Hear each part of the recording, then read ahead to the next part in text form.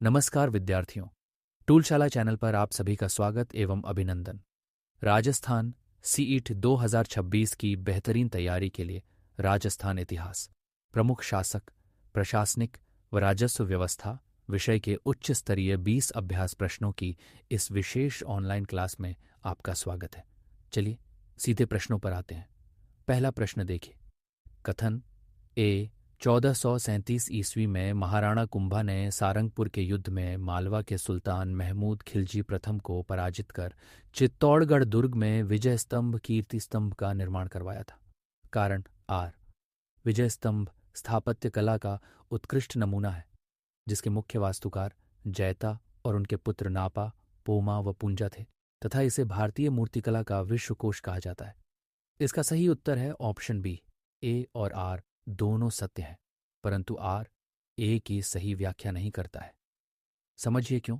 सारंगपुर का युद्ध 1437 ईस्वी में कुंभा और महमूद खिलजी के बीच लड़ा गया था। कुंभा ने खिलजी को 6 माह बंदी रखने के बाद बिना शर्त रिहा किया था। इस विजय की स्मृति में 1440 से 1448 ईस्वी के दौरान 9 मंजिला और 122 फीट ऊंचे विजय स्तंभ का निर्माण हुआ। इसके मुख्य शिल्पी जैता, नापा, पोमा और पुंजा थे। इसे विष्णुध्वज और मूर्तिकला का शब्दकोश कहा जाता है तथा इसकी तीसरी मंजिल पर 9 बार अरबी में अल्लाह लिखा है। कथन ए निर्माण के ऐतिहासिक कारण को बताता है जबकि कारण आर इसकी वास्तुकला की जानकारी देता है। दोनों तथ्य सत्य हैं, लेकिन कारण आर कथन ए की सही व्याख्या नहीं करता है। अब चलते हैं प्रश्न संख्या 2 पर। प्रश्न 2 देखिए। जयपुर रियासत की प्रशासनिक एवं भू राजस्व व्यवस्था के संदर्भ में 4 कथन दिए गए हैं। सवाई जय सिंह द्वितीय के काल में भू राजस्व वसूली हेतु इजारा व्यवस्था ठेका प्रणाली को बढ़ावा दिया गया था। भू राजस्व का हिसाब किताब रखने वाले अधिकारियों द्वारा स्याहा हुजूर और अवारजा खातों का रख रखाव किया जाता था। जयपुर में कुल 36 कारखाने कार्यरत थे जिनमें सूरत खाना चित्रकारी से तथा पोथी खाना ग्रंथों के संरक्षण से संबंधित था। भूमि की नाप जो कि हेतु जरीब प्रणाली का व्यापक प्रयोग किया जाता था। इसका सही उत्तर है ऑप्शन डी। 1, 2, 3 और 4 सभी सत्य हैं। समझिए क्यों। मुगल प्रभाव के कारण जयपुर में भू राजस्व को ठेके पर देने की इजारा व्यवस्था लागू हुई। दैनिक आय व्यय का ब्यौरा स्याहा हुजूर में तथा विभागों के अलग अलग खाते अवारजा में रखे जाते थे। 36 कारखानों में सूरत खाना चित्रकारिता, पोथी खाना पांडुलिपि संग्रह, तोशा खाना वस्त्र व आभूषण और सिलेह खाना शस्त्रागार के लिए प्रसिद्ध था। भूमि नापने के लिए लोहे की कड़ियों वाली जरीब का प्रयोग होता था। अतः चारों कथन पूर्णतः सत्य हैं। अब चलते हैं प्रश्न संख्या 3 पर। प्रश्न 3 देखिए। राजस्व एवं सामंती शब्दावली का मिलान कीजिए। हासिल, जमाबंदी, तकावी और कमठाना। इसका सही उत्तर है option A. P1, Q2, R3, S4। समझिए क्यों। राज्य द्वारा किसी वर्ष में वास्तव में वसूला गया कुल राजस्व हासिल कहलाता था। किसानों के नाम, खेत के क्षेत्रफल व देय कर का मुख्य रिकॉर्ड जमाबंदी होता था। अकाल या आपदा के समय किसानों को दिया जाने वाला अग्रिम ऋण तकावी कहलाता था तथा दुर्ग, महलों व इमारतों के निर्माण पर व्यय करने वाला विभाग कमठाना यानी PWD कहलाता था। अब चलते हैं प्रश्न संख्या 4 पर। प्रश्न 4 देखिए। कथन रावचंद्र सेन ने मुगलों की अधीनता स्वीकार न करके आजीवन पहाड़ियों में संघर्ष किया, जिस कारण उन्हें मारवाड़ का प्रताप और प्रताप का अग्रगामी कहा जाता है। निष्कर्ष 1। 1570 ईस्वी के नागौर दरबार में चंद्रसेन अपने भाइयों की अकबर से निकटता देखकर बिना संधि किए लौट आए थे। निष्कर्ष 2। आर्थिक स्थिति जर्जर होने पर इन्होंने 1575 ईस्वी में पोकरण का किला जैसलमेर के रावल हर्राय भाटी को 1 लाख फड़िया मुद्रा में गिरवी रखा था। इसका सही उत्तर है ऑप्शन सी। निष्कर्ष 1 और 2 दोनों सही हैं। समझिए क्यों। नागौर दरबार में चंद्रसेन ने स्वाभिमान की रक्षा हेतु दरबार छोड़ दिया था। मुगलों से निरंतर छापामार युद्ध और सेना के रसद हेतु इन्होंने 1575 में पोकरण दुर्ग 1 लाख फड़िया में गिरवी रखा। इन्होंने भाद्राजून, सिवाना और सारण की पहाड़ियों को अपना केंद्र बनाया। इन्हें मारवाड़ का भूला बिसरा राजा यानी फॉरगॉटन हीरो ऑफ मारवर भी कहा जाता है। अब चलते हैं प्रश्न संख्या 5 पर। प्रश्न 5 देखिए। 18वीं शताब्दी में किस कछवाहा शासक ने 1787 ईस्वी में मराठा सेनापति महादजी सिंधिया को तुंगा के युद्ध में पराजित किया था, जिसके बाद सिंधिया ने कसम खाई थी कि अगर मैं जीवित रहा तो जयपुर को धूल में मिला दूंगा? इसका सही उत्तर है ऑप्शन सी, सवाई प्रताप सिंह। समझिए क्यों। सवाई प्रताप सिंह ने मारवाड़ के विजय सिंह के साथ मिलकर 1787 ईस्वी में तुंगा लालसोट के युद्ध में मराठों को हराया था। सवाई प्रताप सिंह स्वयं ब्रजनिधि उपनाम से कविताएं लिखते थे। इनके दरबार में 22 विद्वानों की मंडली गंधर्व बाईसी निवास करती थी। इन्होंने 1799 ईस्वी में बिना नींव के 5 मंजिला हवा महल बनवाया, जिसके वास्तुकार लालचंद उस्ता थे। अब चलते हैं प्रश्न संख्या 6 पर। प्रश्न 6 देखिए। कथन ए, राव बीका ने 1488 ईस्वी में वैशाख शुक्ल तृतीया आखा तीज के दिन जांगल प्रदेश में बीकानेर की स्थापना की। कारण आर, पिता राव जोधा के दरबार में हुए व्यंग्य के कारण राव बीका अपने चाचा कांदल के साथ मारवाड़ छोड़कर नए राज्य की खोज में निकले थे।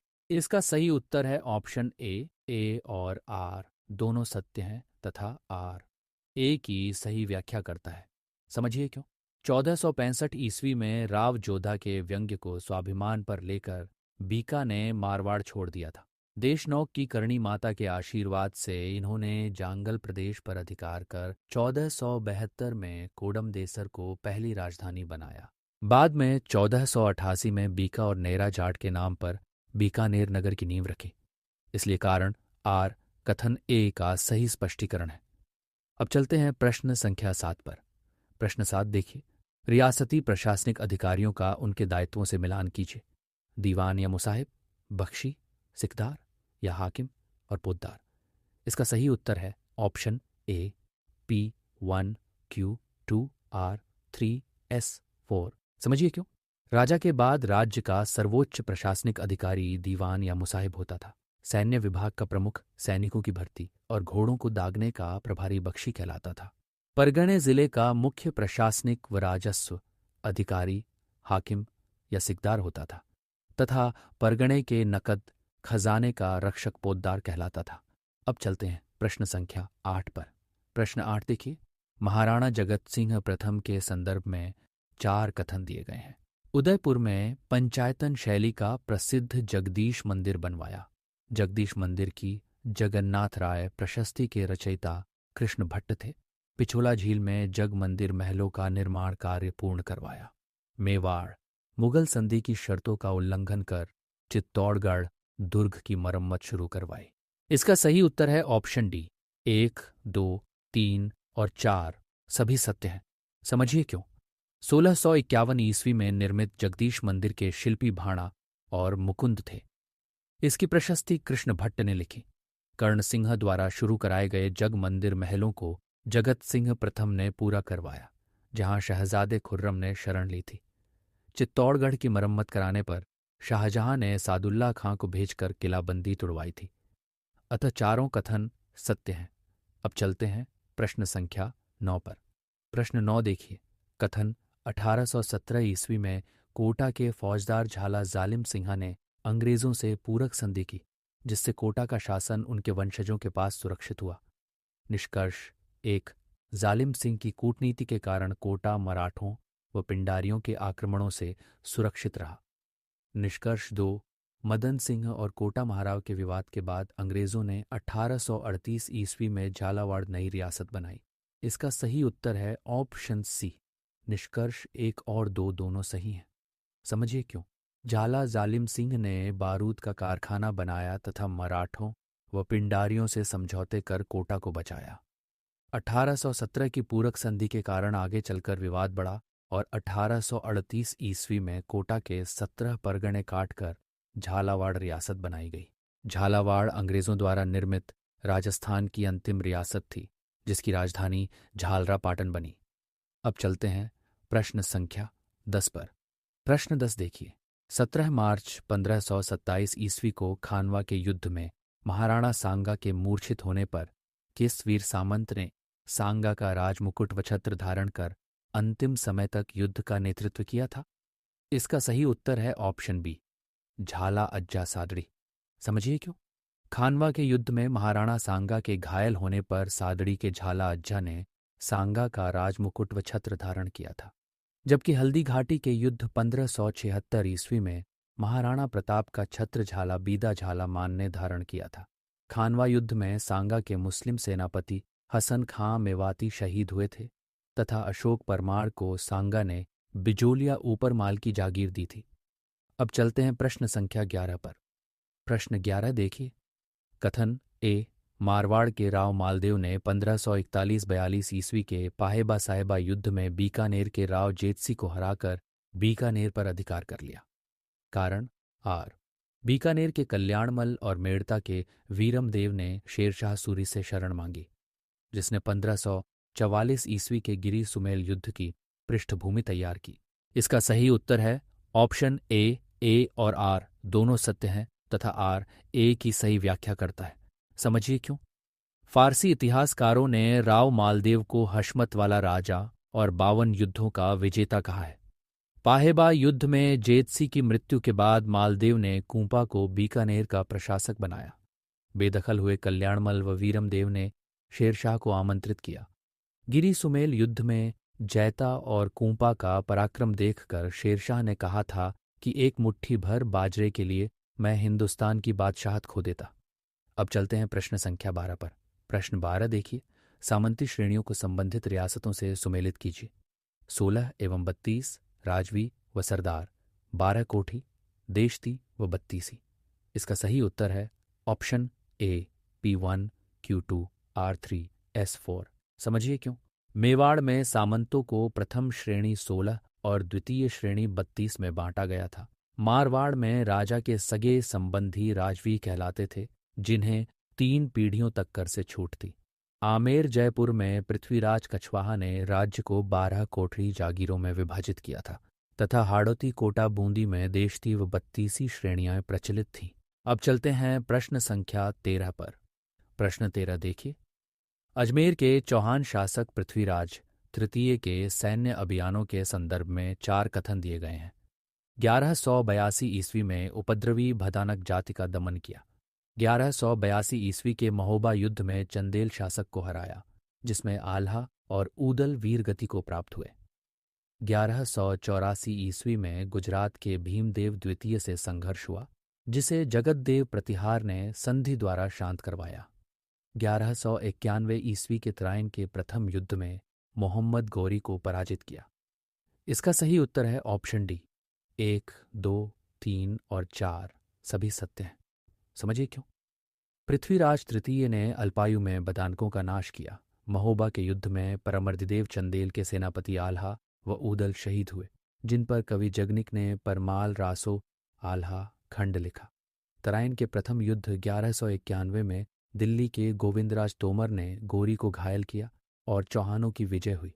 अतः चारों कथन सत्य हैं। अब चलते हैं प्रश्न संख्या 14 पर। प्रश्न 14 देखिए।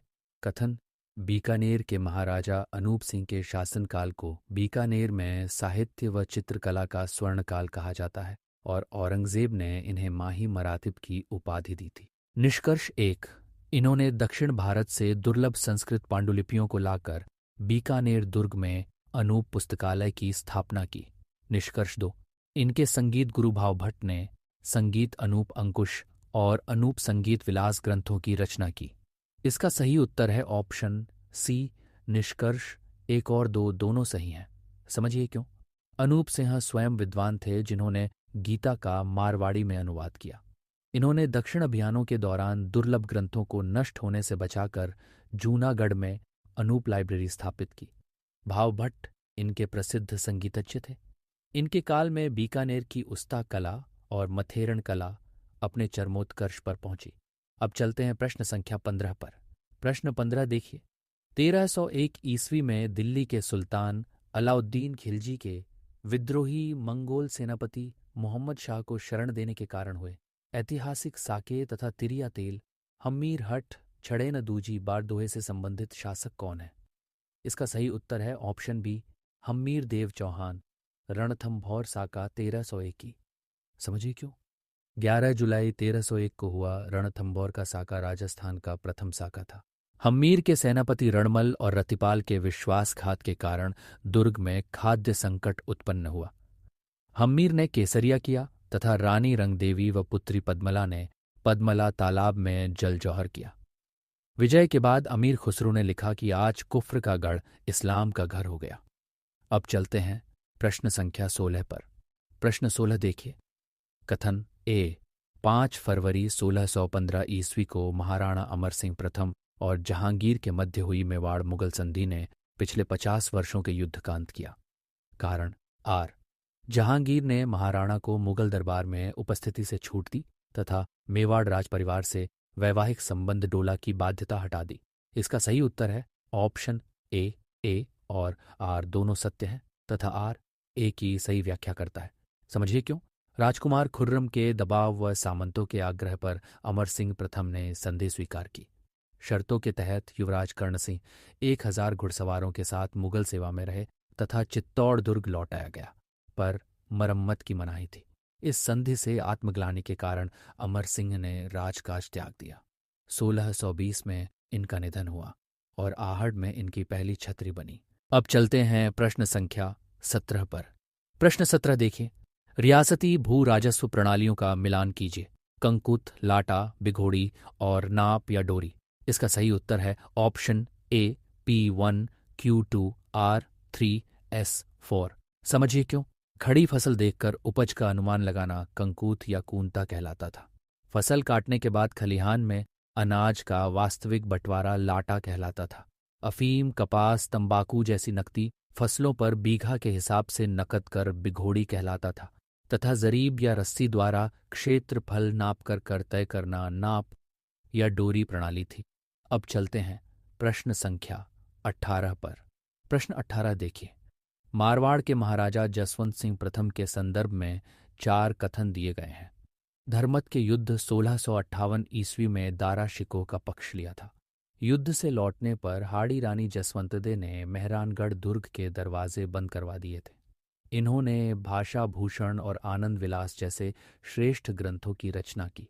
1678 ईस्वी में जमरूद में मृत्यु होने पर औरंगजेब ने कहा कि आज कुफ्र का दरवाज़ा टूट गया। इसका सही उत्तर है ऑप्शन डी 1, 2, 3 और 4 सभी सत्य हैं।